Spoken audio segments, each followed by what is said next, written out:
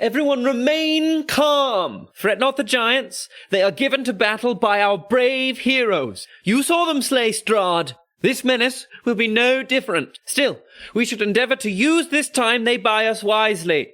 Once past the gates, follow the main road to the Blue Water. There you will find soup to warm your bones. Ask for Erwin. He has been forewarned of our coming. March now, while he runs.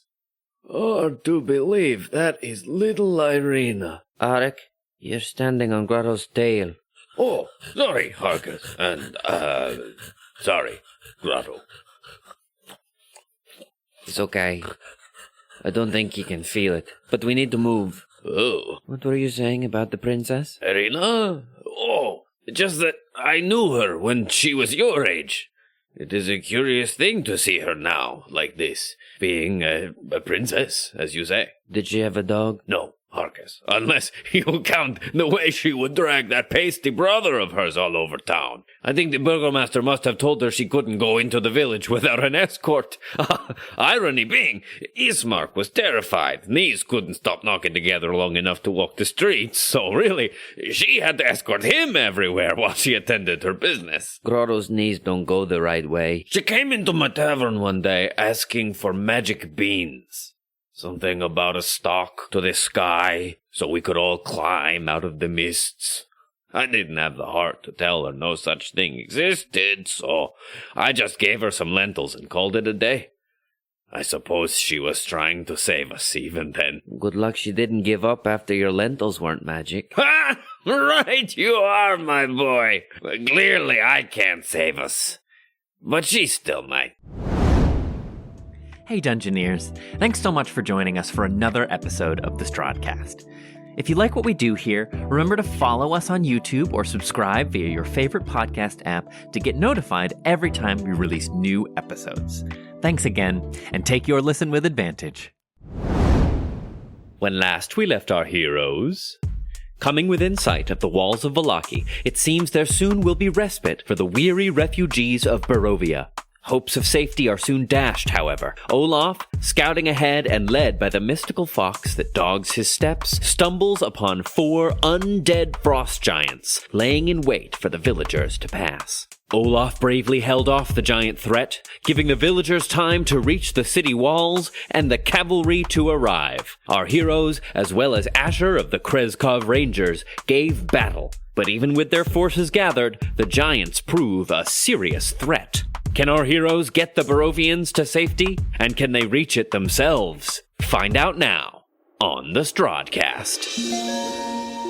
Close your eyes. Take a deep breath. Shuffle off this mortal coil and transport yourselves to the far, foggy realm of Barovia. 24 points of bludgeoning damage.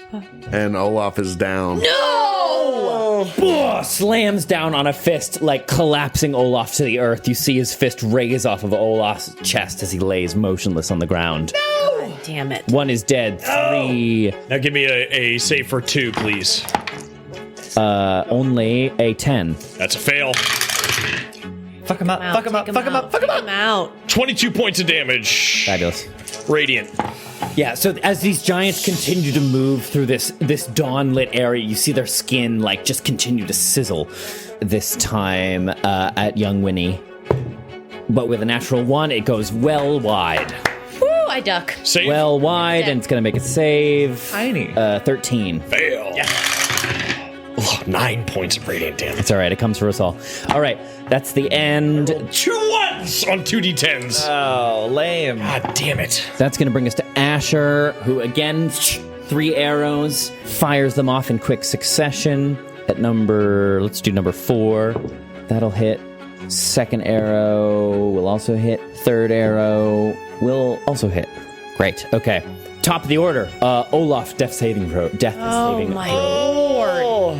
This sucks. All right, Old Faithful. This is my die that you got for me for Artie. No. Oh my god, please. 15. Yeah. Yes. Well good. done. All right.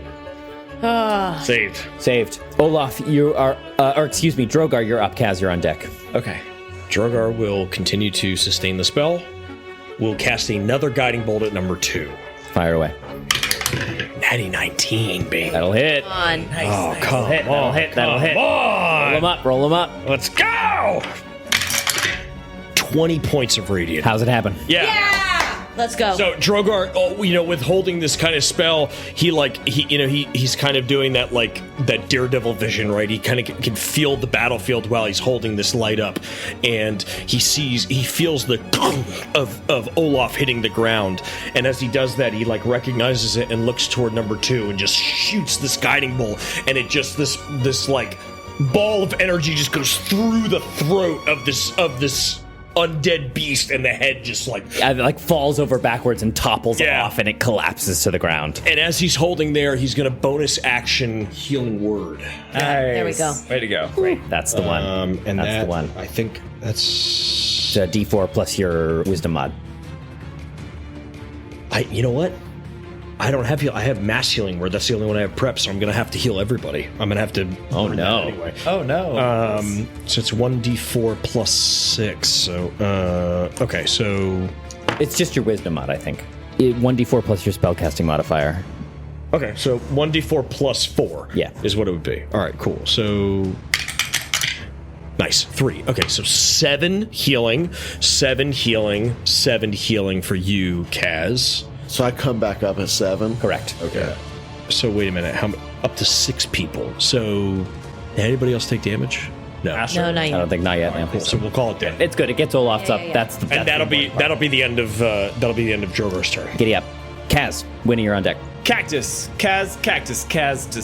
Number 2 right there. Two's dead. Two's gone. Two's gone. Okay, well then she'll run at number 3 and take 2 swings at number 3, trying to decide if I want to do it recklessly. They're giants, so I don't think I'm going to risk it. If you do it recklessly, will that affect you getting out of there? I don't want to get out of there. I want to stay out front, but being reckless gives them advantage. You have boss of werewolves. Oh, okay, so I can already You attack have Yeah, you already. Hell As long, yeah. well, if you're within 10 feet, of Winnie. or what was it? 15 feet. I just way- don't want you caught in there. I don't. Yeah, no. So I'm going to attack regularly. I won't get advantage because I'm outside of 10 foot range of Winnie. They're not hard to hit though. They're not hard to hit. I don't need the advantage. If I were to take that, I would get disadvantage with it. Oh no, I would. They would. They would get advantage if on an AOO if you're I trying to don't get want back that. out. I do not want to take. I do not want to take a crit from a giant. With cactus. Okay, 24 to hit. Yes, ma'am. On attack number 1, that's going to be 15 damage on the first attack. For 3.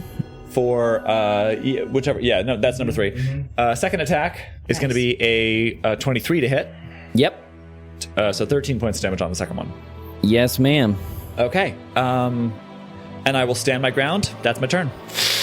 Okay, give me a Constitution saving throw, please, Cat. Oh wait, shit! I'm in the thing. Yeah, you're in Dawn. Fuck. I bet that's probably gonna be less damage than whatever they could do to me on an AOO. I leave it entirely up to you. A transparency, it's 4d10 on a fail. Well, and it's also a Constitution saving throw, right? For Dawn. Con save? Yep. Okay, yeah. So you can probably beat that, but you'll take damage either way. I'll take the con save. I'll take the con save.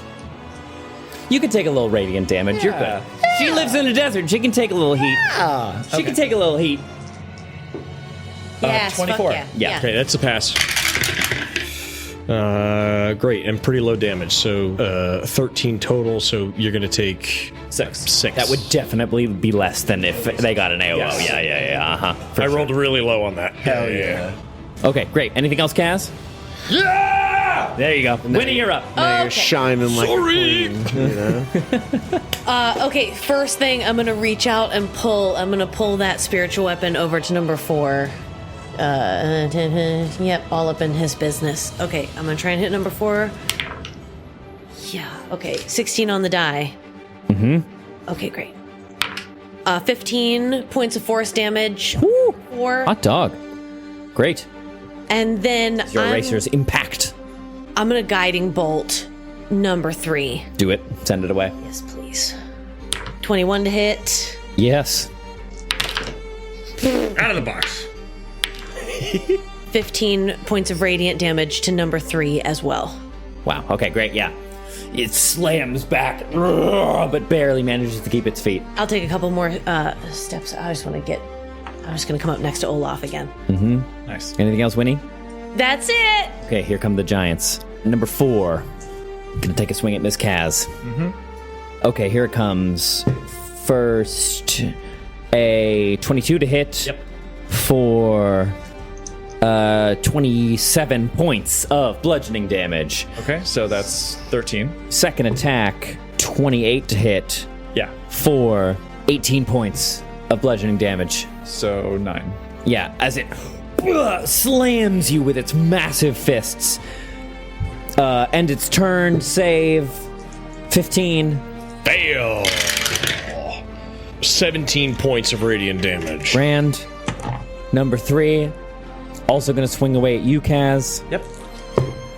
15 to hit. Yes. Miss. Nice. Second attack.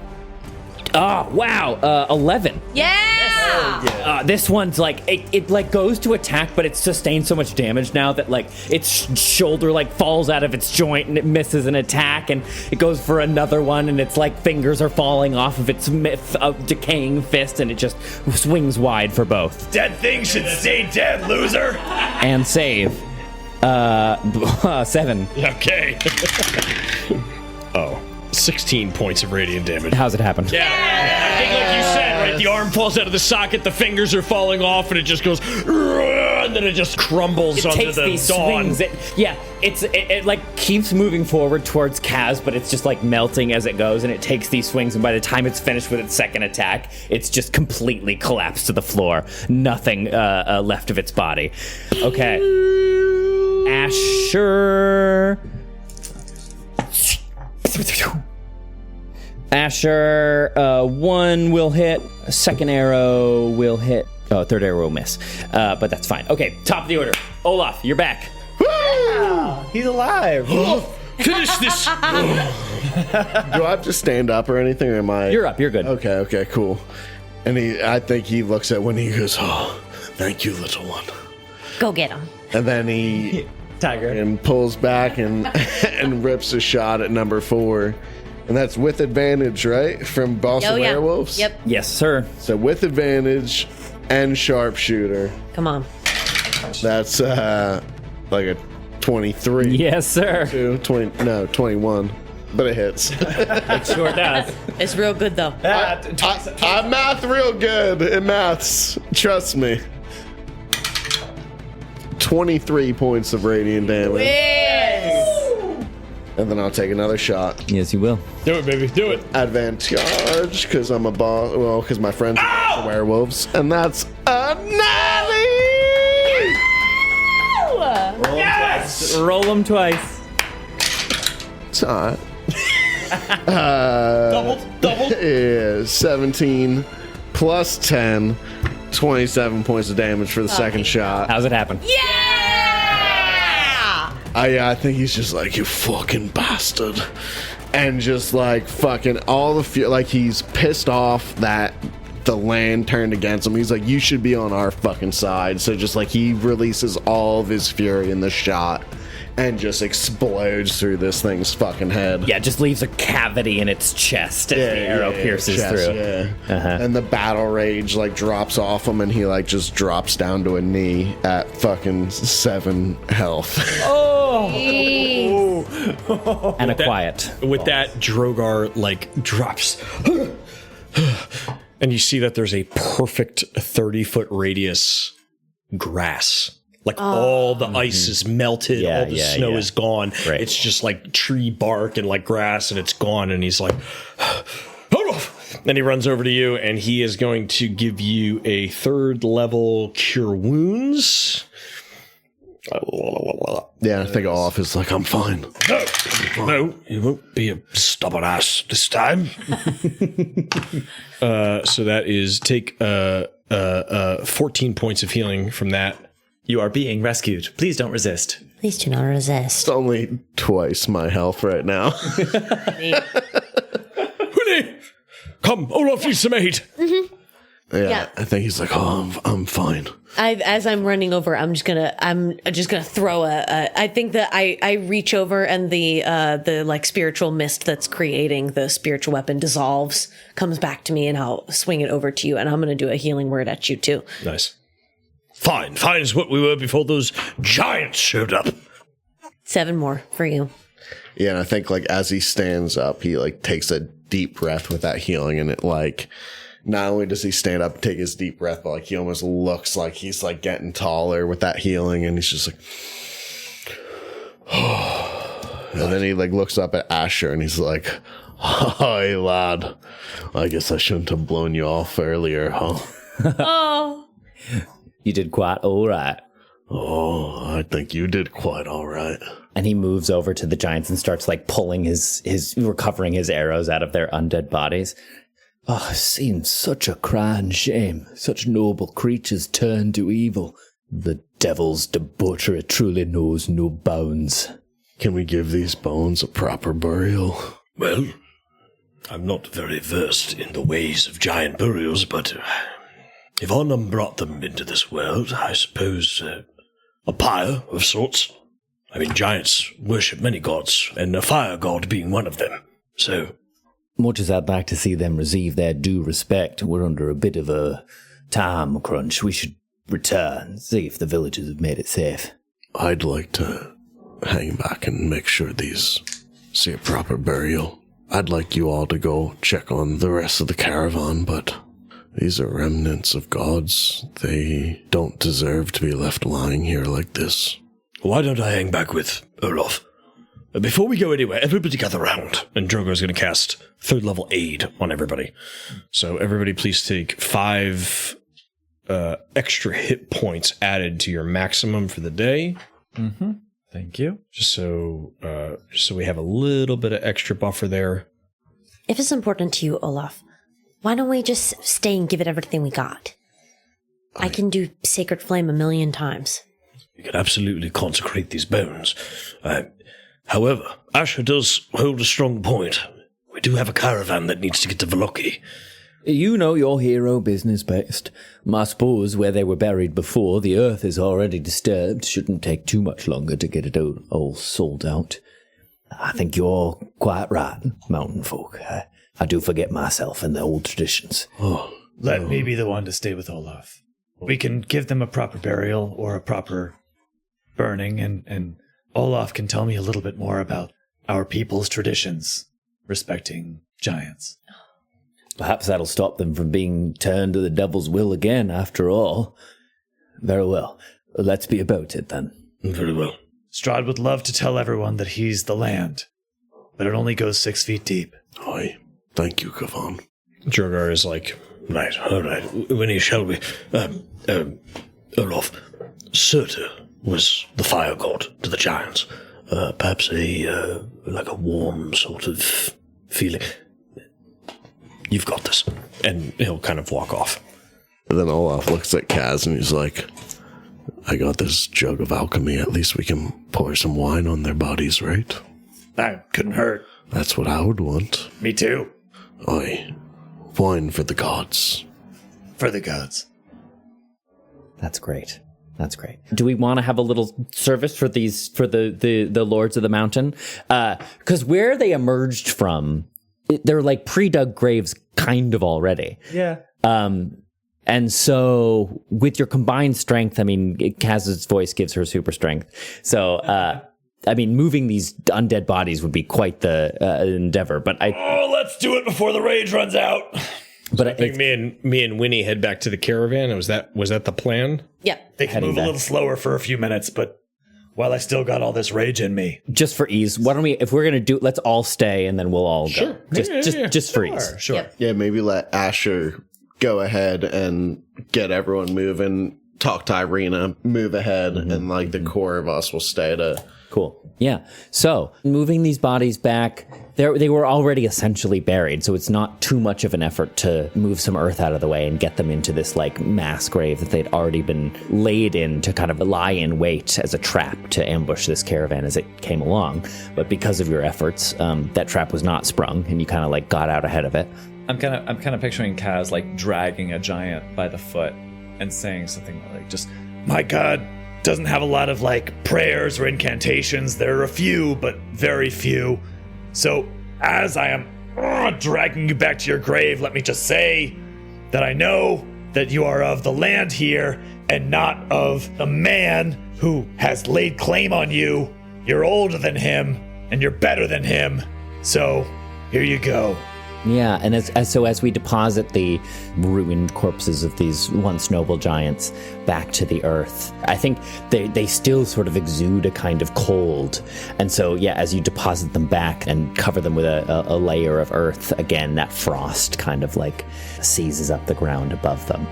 The time is yours if anybody wants to say anything. Pasha, would you grow a little something on this earth? I can try. It's hard when it's frozen, but if it is true that they are of the stone of this place, then they should provide all I need to make life flourish. And he puts a hand down. Dervo should assist you. Oh, then I can do anything.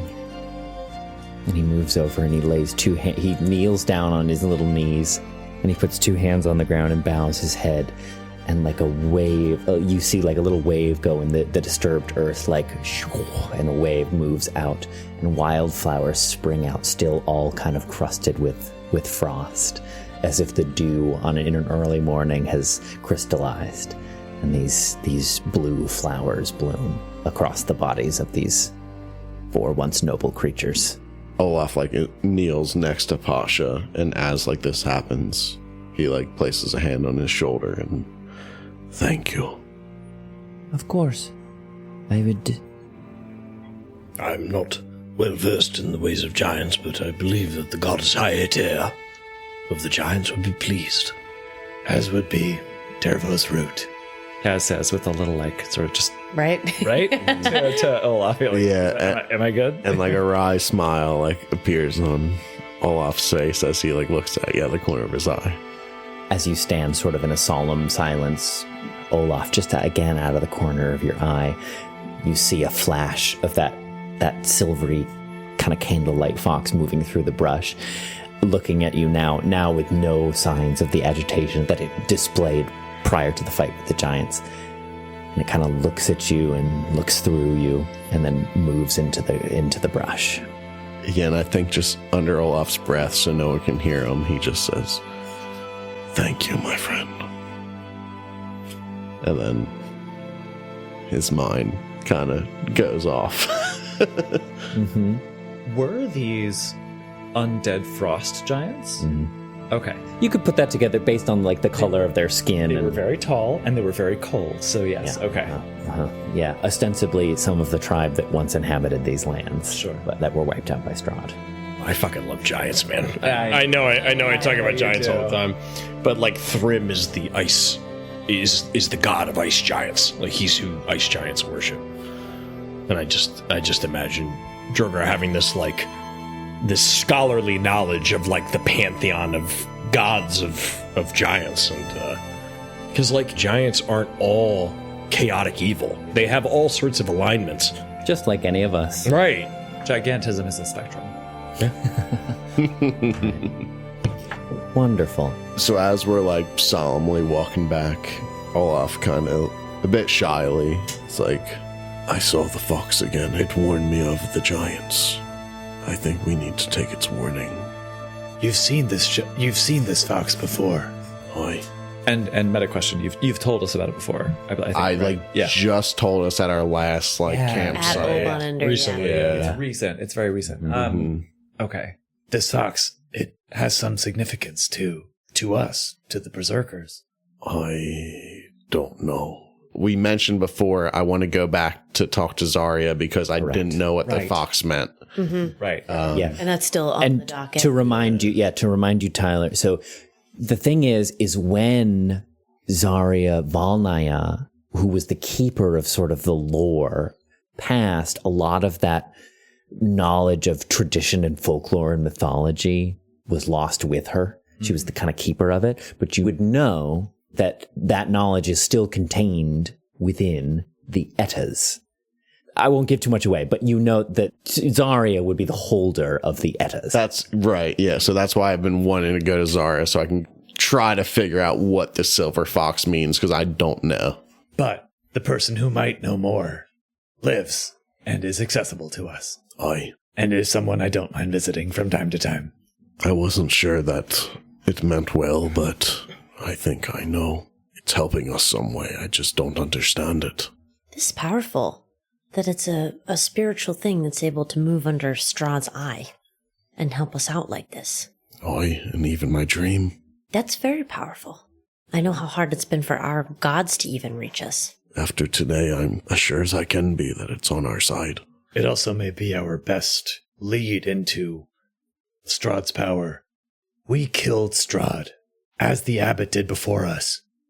As he did when the abbot killed him, Strahd will come back. Yeah. I think this fox is the key to killing him for good. We know that he gets his power from the temple. We know that that's what made him immortal. Yes.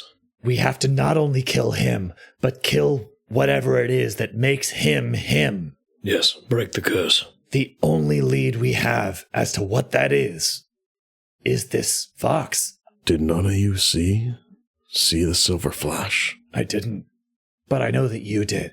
Yeah. My friend, you are the only one that comes from this land. It is understandable that you would be the only one to see such a thing. I just wish I knew what it meant. Well, only time will tell, my dear friend. I think whatever it is trusts you to figure it out. I'll do what I can. It must have chosen you for a reason. And this way, Kaz will be able to see her girlfriend, and you will be able to see your cousin. Right, now to Vallaki! Great. You come to the gates. Now, at this point, Vallaki completely transformed. The past few times you've been here, there's been like scaffolding as they've sort of expanded the fortifications. That work is now largely done, and the scaffolding pared away. And at first, the city was always walled, but now parapets and turrets rise from the what once before was just the low stone wall surrounding the city. It looks properly fortified now, ready to receive the wrath of the devil, which now it is the sort of headquarters of the rebellion against. As you approach the city, the banners, the silver bow and arrow splashed across a green field wave in the evening air as you make your way in through the city. The first thing that you happen to notice as people move about in the city streets, many families coming and going with children in tow, you notice many of the children, now denizens of Vallaki, each have a roller Rebecca. Yeah! Tooting along behind them. Hell yeah. Oh my god. Wow. Yeah, as you see them kind of walk the paths between the city. They're on crosswalks. Yeah. Oh. Yeah. Most of the children that you see moving through the city have a roller Rebecca wheeling along behind them. And making your way through the city, coming up upon the blue water, you see Irina there with a throng of people, kind of directing some of the villagers that you've brought with you from Barovia. And she catches eyes with all of you, and her face alights, and she comes over and she says, "Oh, you are all right. I was growing terribly worried. I mean, not too worried, because gods, if I hadn't learned what you're capable of by this point, I'm not a very good study, but what happened?" Giants. Undead. Frost. 4 of them. Well, our list of enemies grows wider and wider then. But there's not much time. The council is convening for a meeting. We must go at once. Yes. Oh, let's go. Follow me. Making your way into the blue water, you pass into the main lobby, up the stairs, to the main bedchamber, up to the rookery, which once was accessed by just a mere trap door that kind of fell out of the attic, is now a silver staircase built into the side of the wall leading up to this trapdoor in the ceiling. And making your way up into the rookery, the attic of the blue water, you make your way into what once was a very barren room with naught but posts for ravens to roost on. Now has been made a room with a lot of import and presence. There is now banners with the symbol of the Alliance strung across the walls, furniture and writing desks splayed with maps and important documents line every wall. And in the centerpiece of this new headquarters, a long table in sort of like a half moon shape, shape like that of a bow, at which are displayed and arrayed the members of the council. Danica at its center, with the other members sort of splaying out to either side. And as you make your way up into the council chambers, she looks to you and says, "Well, now we are met." I remember when you didn't want the responsibility. Not much has changed, but that is not always for us to choose, no? Ah, very true, very true. It's good to see you in good health, Danica. Same to you, Master. Please, come. Rictavio, would you like to start our proceedings? Sturgar's old bones sit into a chair. Rictavio, would you like to begin our proceedings as Principal Secretary of the Alliance of the Silver Bow? And Rictavio, who is sat just to the right of Danica along the table, stands and says, "Yes, well, with the..." In Octavio form, is he? I'm sorry, Rudolph. In von Richten form. There we go. Yeah, he's pretty openly Rudolph now. Rudolph, would you like to start the proceedings for us, please? It would be my pleasure, Principal of the Alliance. With the dawn heralds in our company, we are met. As Principal Secretary of the Alliance, it is my pleasure to yield the floor to the Principal, Danica Martikov. And she stands and says, "Before we hear from the Heralds of Dawn, a quick report which I believe will be of interest and import to their minds and eyes. Please, come forward, Milivaj." And then Rudolph stands back up and says, "The council recognizes Chief of Builders." There's Milivaj. Drogar just kind of has a nice, warm smile on his face to hear Milivaj being recognized as the chief of building. Come a long way. You saved him from doing a terrible violence to himself a long time ago, and now look at him. And he stands from the table a few seats down from Danica at the center in now fine attire. Still his face covered with like dust and dirt and stone and grime, but he's dressed very well for the occasion.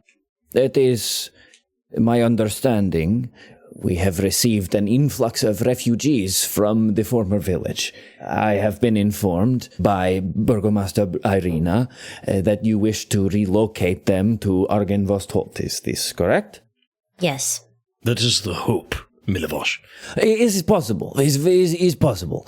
Thanks to the efforts of some of our very own homegrown heroes, brave champions of Zenobia's own blood, we have acquired the materials necessary to start restoring the ancient keep.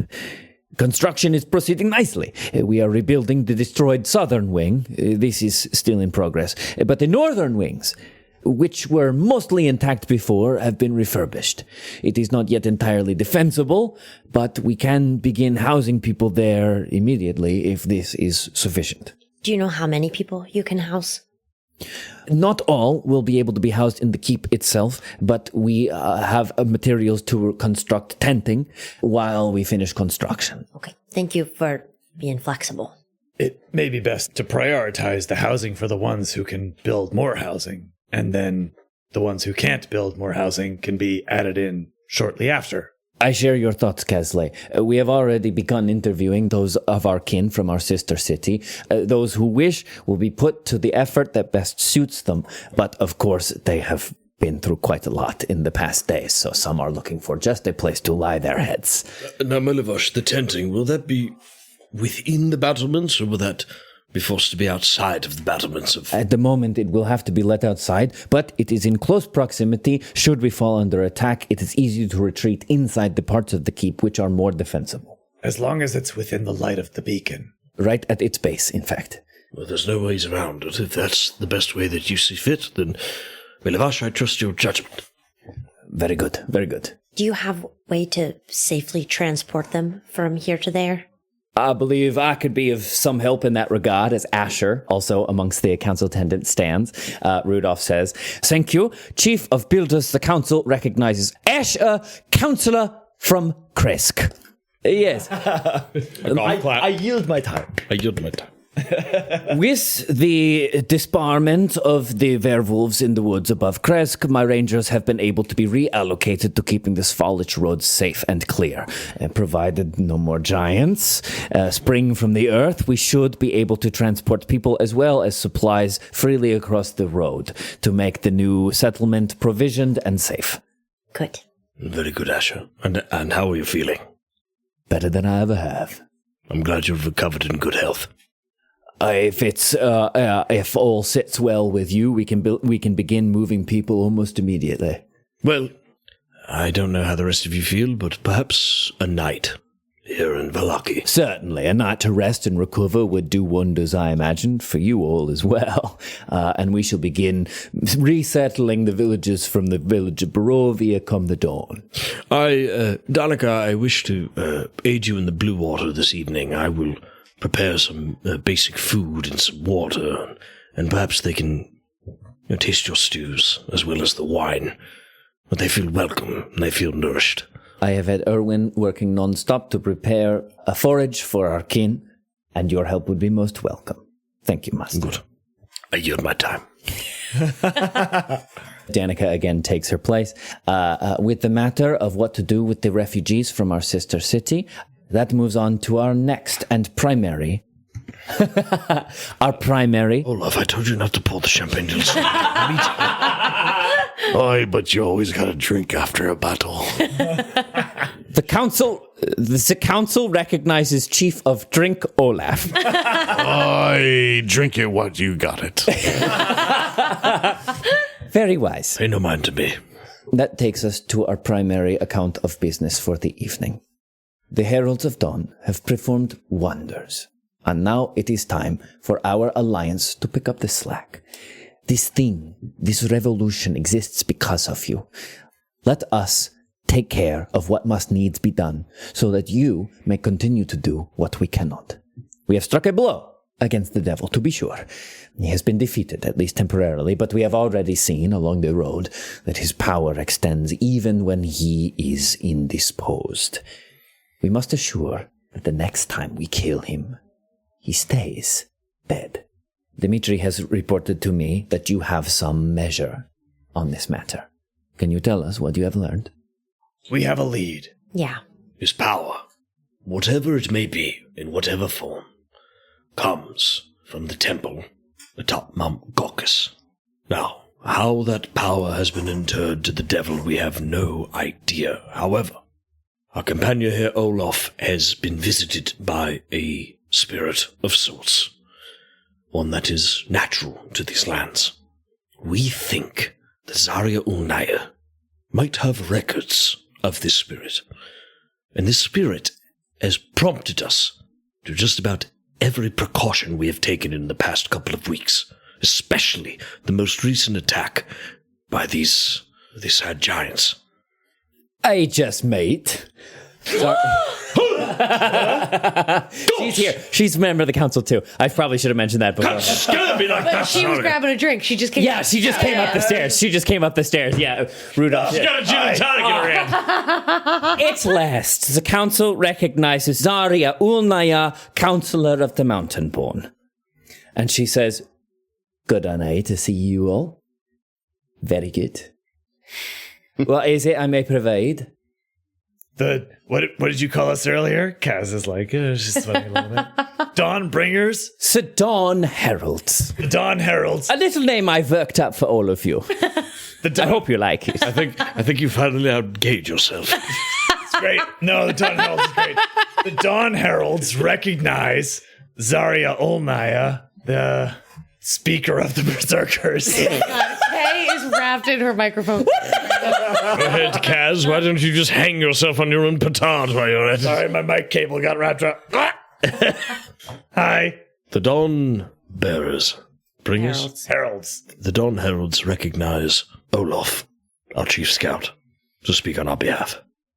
Oh, and Olaf hates this. Come on, boy. Get up there. Yes, I think he kind of shrinks in on himself a little bit, and he'll just be like, Zarya, I've been visited by a silver fox. I'd like to look through the Oettas to see if If it means something, it seems to be helpful. I don't know what it means. Fox, eh? Well, every creature that treads the woods means something to the berserkers. That were certainly more the arena of my dearly departed sister. But, fortunately, all her knowledge still rests with us. If it's a recounting of an ethereal creature you need, it'll be here. And she pulls out her collar and reaches sort of like into the cloth of her shirt. And she pulls out, on a chain around her neck, it looks like a tuning fork. I'll warn you, Olaf, the Eddas can take a strong, fine-figured man like yourself and turn him into what's the worst thing a berserker can imagine? A scholar. Drogar just goes, I beg your pardon. Olaf spits a little bit on the floor. What? Not you two. But you see, we mountain-born have no need of the soft, pathetic art of writing. Well, now, just a moment. We hold our traditions in the old way. We speak our words so that they live in our bones and our breath, not outside on flimsy pieces of paper, and thus last far longer. She takes this sort of tuning fork, lifts it up from around her head, and hands it to you. Ask, and ye shall receive. And I think he like drops to his knees when he puts his hands out, and just like, what's the word I'm looking for? Just like trepidatiously. Is that, that works. Barely reaches out and just like gently touches it. And as you grab hold of it, you can feel a little bit, it like hums to life in your hand, resonating just slightly, as if awaiting what is sought from it. Is this a burden you wish to take on, Olaf? It seems that I've been chosen, and whether it turns me into a scholar or not, I am ready. If anyone in our number can resist the urge to become a scholar, surely it is you. That's it. I'm believing. I believe in you, Olaf. Yeah, I fucking hate people that write things down. I can barely write. I'm with you. I don't even know how to spell my name. Well, perhaps if you could read and write, you wouldn't hate it so much. Drogar storms out.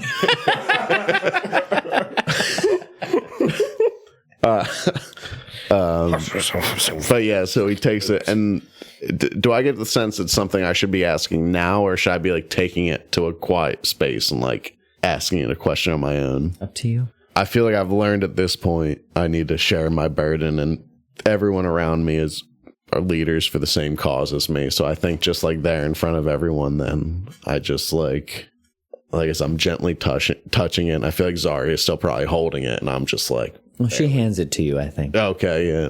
And as you hold it, it like the base of it, you know, a tuning fork, what I'm talking about, right? Like the stem of it that you hold tapers and splits off at the end like Derva's roots. And then the two tines of the tuning fork move up and kind of curl back in on themselves like the whole, like Sangzor's horns. Yeah. That's fucking cool. What do you want from me? Show me what you mean. As you speak these words, as your air moves across the tuning fork, it hums to life. It creates that, like when you strike a tuning fork, it creates that like ringing, humming sound.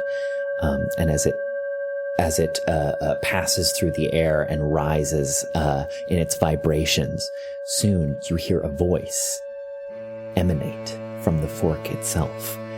An epic poem recounted to the very fork, stored, the vibrations of the sound of the story stored within its metallic tines and now transmitted back to you. All of you in the room hear this Oetta sing. Of all the creatures swift and clever, one reigns supreme now and ever. Cunning unmatched by man that talks, comes the artful forest fox. With wily eyes and downy tail, only the fox can pierce the veil.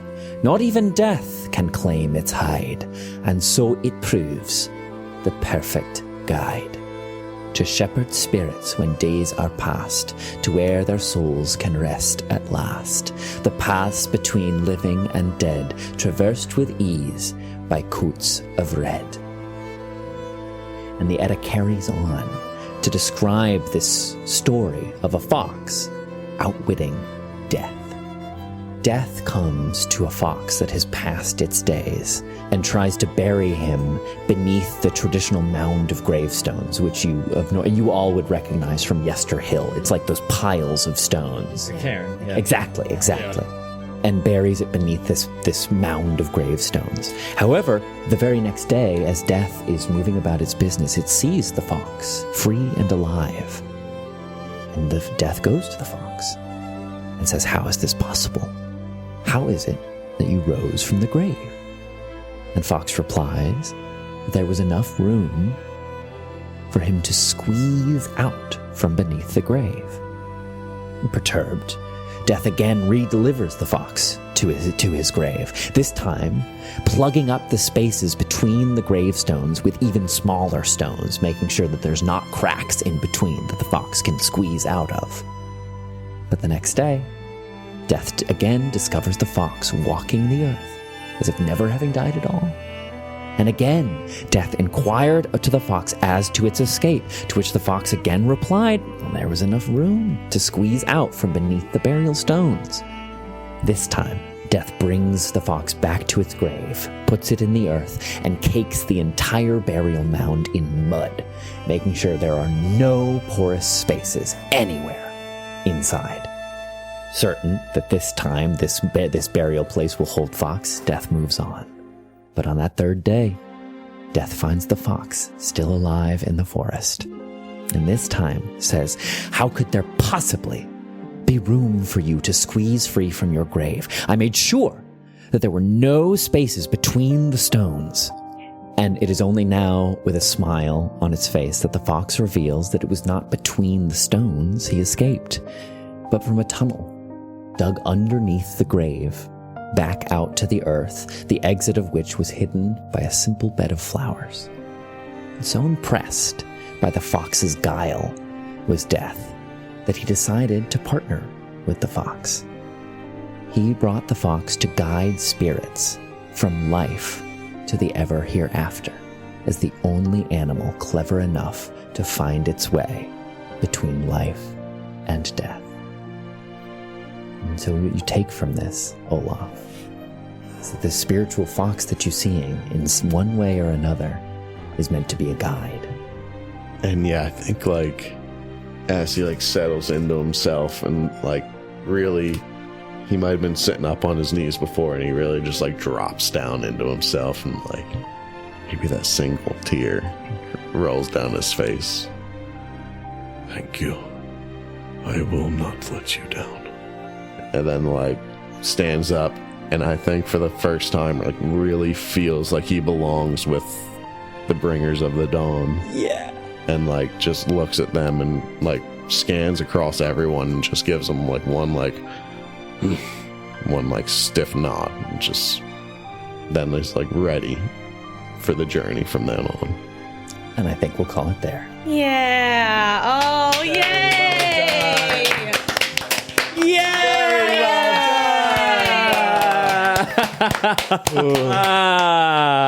So what was that, 4 months of hints that you've been dropping? Something like that, yeah. How wonderful. It's there. The Strahdcast features Campbell O'Hare as Winnie, Kay Devine-Jones as Kaz, Ned Iannacone as Drogar, Tyler Kanter as Olaf, and me, Trevor William Fayle, as your DM. First rule of Patreon, always talk about Patreon. Special shout-outs to our newest patrons, Mihaela Whitecloud, Hunter Wilbanks, Will Jeffcoat, and Jake Smarella. welcome to the party. If you're not ready to support us financially, there are still plenty of ways to help us out. You can follow us on TikTok, Twitter, and Instagram at Critical Fail DM, binge Madness and Mercy on our YouTube channel, and join us there every other Sunday at noon Eastern Standard Time when we do live listens of new episodes of the Strahdcast. Or rate and leave us a review wherever you like to listen. Thanks, Dungeoneers, and take your day with advantage. Rudolph, would you like to...